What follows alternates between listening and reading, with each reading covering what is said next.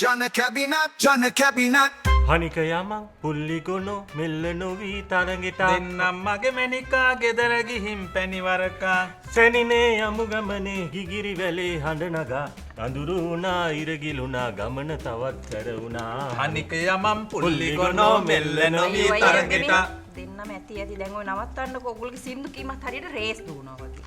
මේ අහන්නකෝ අද අපේ කැබිනට් ඩිසිෂන් වල ෆස්ට් ඩිසිෂන් එක විදිහට අපි ගන්න රේස් යන එක ගැනම තමයි. හරිද?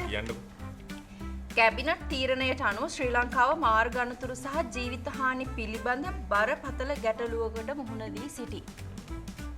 වාර්ෂික මරණ අනුපාතය පුද්ගලයන් 10000කට 11.2ක් දක්වා ඉහළ ගොස් ඇති අතර එය ගෝලීය මාර්ග ආරක්ෂාව සඳහා එක්සත් ජාතීන්ගේ අනුමැතියලත් සීමාව ඉක්මවා යයි. කැබි දන්නවද? දවසට මාර්ග අනතුරු වලින් මරණ සංඛ්‍යාව කොච්චරද කියලා? කොච්චරද? බස් එකක් ගත්තොත් බස් එක ගැන සෙනග සංඛ්‍යාවක් ඉන්නවනේ. අන්නේ සංඛ්‍යාව හා සමානයි. බරපතලකම. දැන් මේ පොලිස් වාර්තාවල පෙන්ලා දෙන විදිහට 2020 සහ 2024 අතර මේ කාල පරාසයේ මාර්ග අනතුරු සිද්ධ වෙලා තියෙනවා 1,18,697ක්. පුංචි ගණනක් නෙවෙයි. ඒ වගේම තමයි මරණ සිද්ධ වෙලා තියෙනවා 12,322ක්. අනික මේ අනාරක්ෂිත දුම්රිය හරස් මාර්ගවල වෙච්ච අනතුරු සංඛ්‍යාව 400යි. ඇයි ඉතින් අර රේල් ගේට්ටුත් නෑනේ තමයි ඒක. ඔව්. දැන් මේ ඔක්කොම ගත්තාම යටිතල පහසුකම් වැඩි දියුණු කිරීම, වාහන නියාමනය කිරීම සහ මාර්ගයේ සිටින සැමට ආරක්ෂාව සහතික කිරීම සඳහා 2025-2026 මාර්ග ආරක්ෂණ ක්‍රියාකාරී සැලැස්ම ක්‍රියාත්මක කරන්න රජය තීරණය කරලා තියෙනවා. ඒ වගේම ප්‍රවාහන මහා මාර්ග සහ නාගරික සංවර්ධන වැඩබලන අමාත්‍යවරයා විසින් ඉදිරිපත් කරන ලද යෝජනාව කැබිනට් මණ්ඩලයෙන් අනුමත කරලා තියෙනවා. ඇත්තටම කැබි ගත්තොත් එහෙම ඔය සංඛ්‍යා ලේඛන වලට අනුව මේ වෙනකොට බැලුවොත් එහෙම මේ මාර්ග අනතුරු වලින් පීඩාවක් නොවිච්ච පවුලක් ලංකාවේ නැති තරම්. අර අබෑට කතාව වගේ. අබෑට හොයාගෙන යන්න කිව්ව කතාව වගේ. ඇත්තටම මේ මාර්ග අනතුරු වලින් මිය දෙන්නේ එහෙම නැත්නම් අනතුරට ලක් වෙන්නේ අපේම දුව දරුවන්. එහෙම නැත්නම් අපේම දෙමව්පියන් වැඩිහිටියන්. එහෙම නැත්නම් අනිත් පැත්තෙන් ගත්තොත් එහෙම අපේම සහෝදර සහෝදරියන්. ඔව් ඇත්ත මේ පත්තර පිටු පිරෙන්න ඒ වගේම නිවුස් රීල් වැහෙන්න මේ මාර්ග අනතුරු ඒ වගේම මරණ පිළිබඳව වාර්තා කරනවා.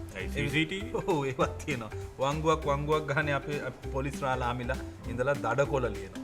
හැබැයි අනේ අපිට නම් පේන්නේ නෑ මේ මාර්ග අනතුරු වල අඩුවක් වුණා ඔව් කියලා. හැමදාම නිවුස් වල වැඩිපුරම යන මාර්ග අනතුරු. ඔව් දැන් මේ ඒක ගැන අමාත්‍ය මණ්ඩලයේ කතාව තියෙන අපේ කැබීම කියන්න ඔබ ඒක.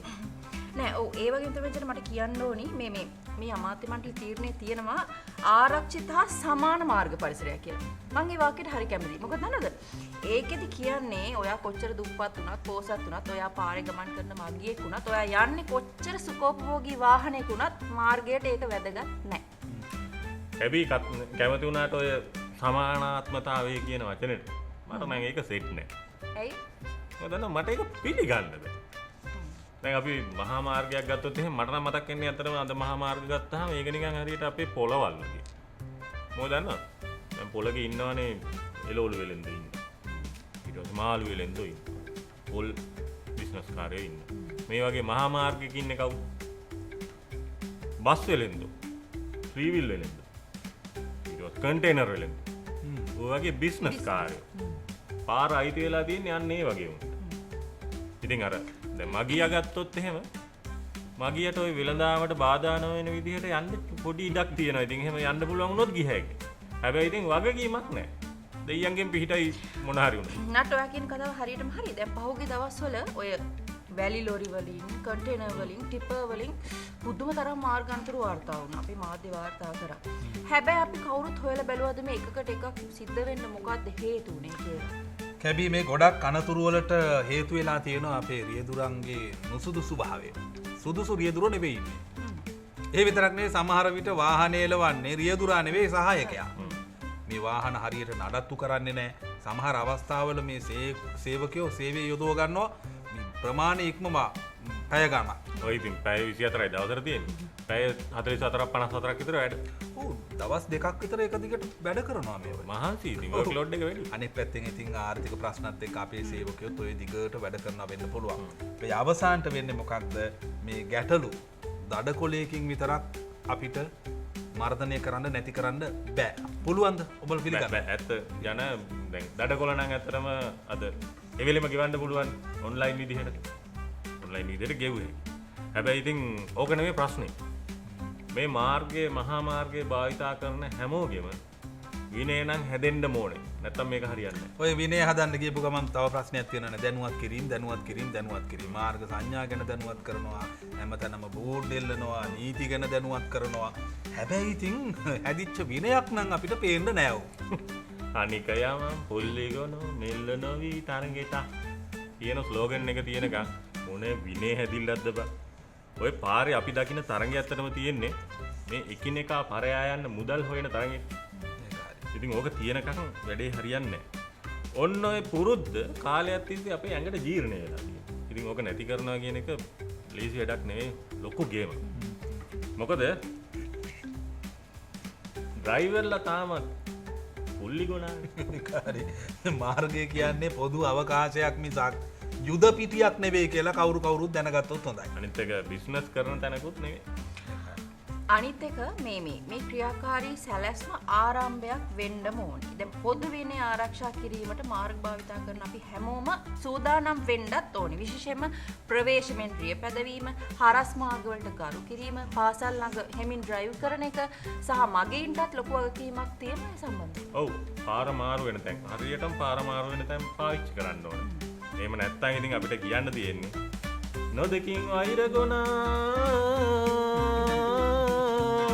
දාන්න කමෙන්ට් එකක්. කරුණාවෙන් සවන් දෙන්න. මේ කොළඹ කොටුව දුම්රිය ස්ථානයයි. වේදිකාවට පැමිණි දුම්රියක් නොවේ. එම දුම්රිය අද දින සිට සමානාත්මතා හන්දිය දුම්රිය ස්ථානයේද නවත්වනවා ඇත.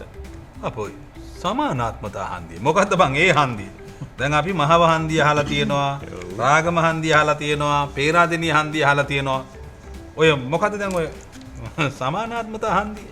සමානාත්මතා හන්දිය දන්නේ නැත්නම් කැබී ගියයි දැන් කැබිනට් ඩිසිෂන් එක. ජන මම වට තේරුම් කළ දෙන්නම්කෝ.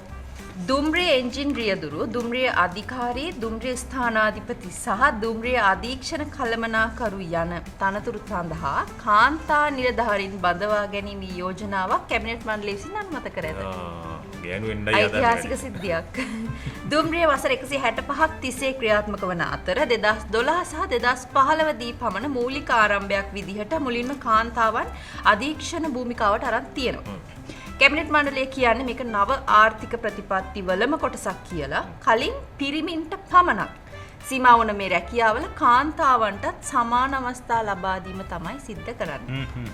මේ තීරණයෙන් පස්සේ ඉතින් දුම්රිය රියදුරු කැබින් වල අපිට කාන්තාවොත් දකින්න පුළුවන් වෙයි. දැන්නේ තේරුනේ. අපි නත් පටන් ගත්ත ගමම කිව්වේ මේ සමානාත්මතා කතාව. සමානාත්මතා හන්දිය කිව්වේ ඕකටනේ. අනිවාර්යෙන් ඕක තමයි. මේ වැඩි පට්ට මාරු. දැන් නිකන් හිතන්නකෝ අභ්‍යවකාශ ෂටලේ සිට දුම්රිය එන්ජිම දක්වාම කාන්තාවන්ගේ අයිතිය තියෙනවා. නේ? යා ඒක නිකන් අර බැලුවොත් එහෙම බැලුවලට රේල් පීලි දෙක වගේ එහෙම සමාන්තරව යනවා. ගෑනු පිරිමි.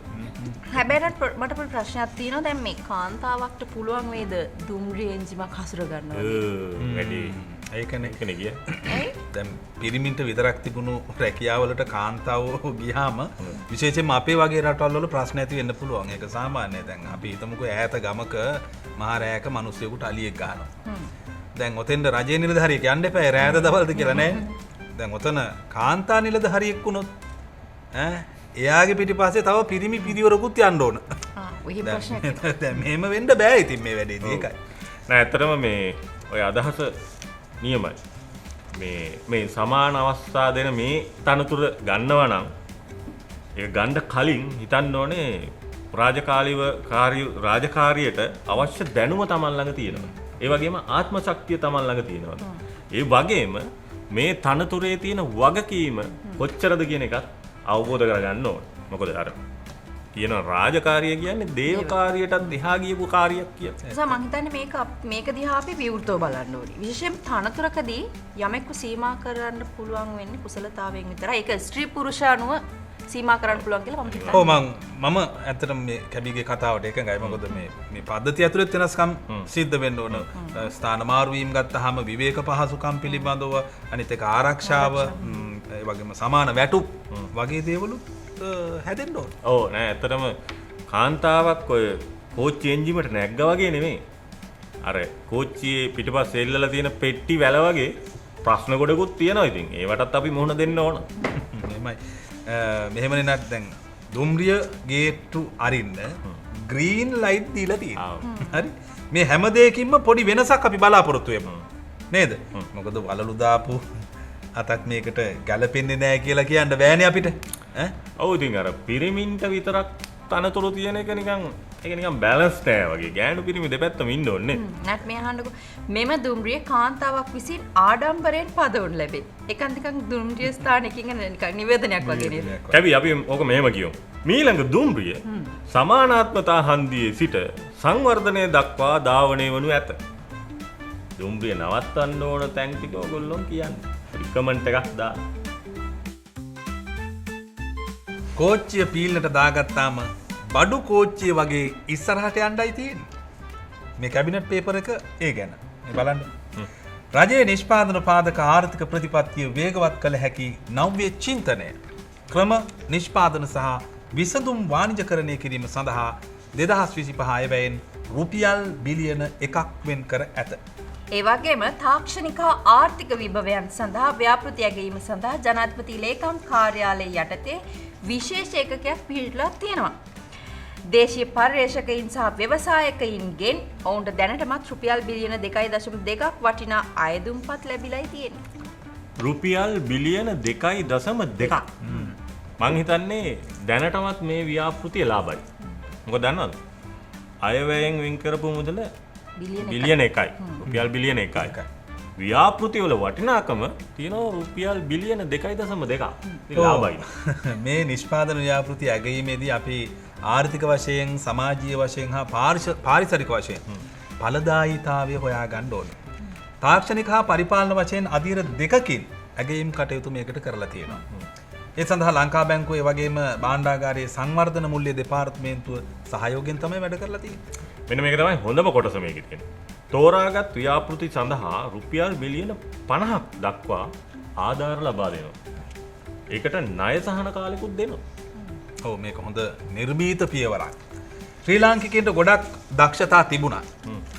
හැබැයි ප්‍රශ්න වෙලා තිබුණේ ඔවුන්ගේ පර්යේෂණයි සැබෑ ලෝකේ ප්‍රතිඵලයි. ඒ අතර හරියට පාලමක් තිබුණේ නැහැ. හරියට හරි ජන. මේක ඇත්තම ඇත්ත කතාවක්. ගොඩක් හොඳ ව්‍යාපෘති PowerPoint presentation ඇතුළෙම මැරිලා ගියා. නෑ ඇත්තටම මටත් ගොඩක් හොඳ අදහස් තිබ්බා. ඒත් අත දෙන්න කවුරුත් හිටියේ නෑ. ඒ අදහස් එතනම මැරිලා ගියා. පොඩ්ඩක් මට කියන්න ඔයගොල්ලෝ මේ පර්යේෂණ සහ සංවර්ධන වාණිජකරණය. මේ ප්‍රවේශය ඇත්තටම ක්‍රියාත්මක වෙන්න ඕන කොහොමද? අනිවාර්යෙන් තෝරා ගැනීම සාධාරණ වෙන්න ඕනේ. ප්‍රායෝගික වෙන්නත් ඕනේ. ඇත්තටම ඔය වගේ මාතෘකා ආවහම අපි මුලින්ම කියන්නේ ඕක ගැලපෙන්නේ නිකන් තරුණයන්ට කියලා. නේ? හැබැයි වාණිජ ව්‍යාපාර සඳහා තරුණකමට එහා ගියපු පරිණතභාවයක් තියෙන්න ඕනේ. නේද? කෙටියෙන් කිව්වොත් මේ තරුණ නිර්මාණකරුවන් හොඳට සන්නද්ධ කරන්න ඕනේ මේ වැඩේ. අනිවාර්යෙන් කැබිනට් මණ්ඩලයේ පියවර තමයි දේශීය බුද්ධියට සැබෑ වටිනාකමක් ලබා දීම. ඒ කියන්නේ හරියටම කිව්වොත් පරිකල්පනය නව උත්පාදකයක් බවට පත් කරනවා. ඔව් අපි මෙහෙම කියමු. අපේ තරුණයන්ගේ පරිකල්පනයට හොඳ සන්නාමයක්. සිංහලෙන් කිව්වොත් Made in Sri Lanka. Made in Sri Lanka.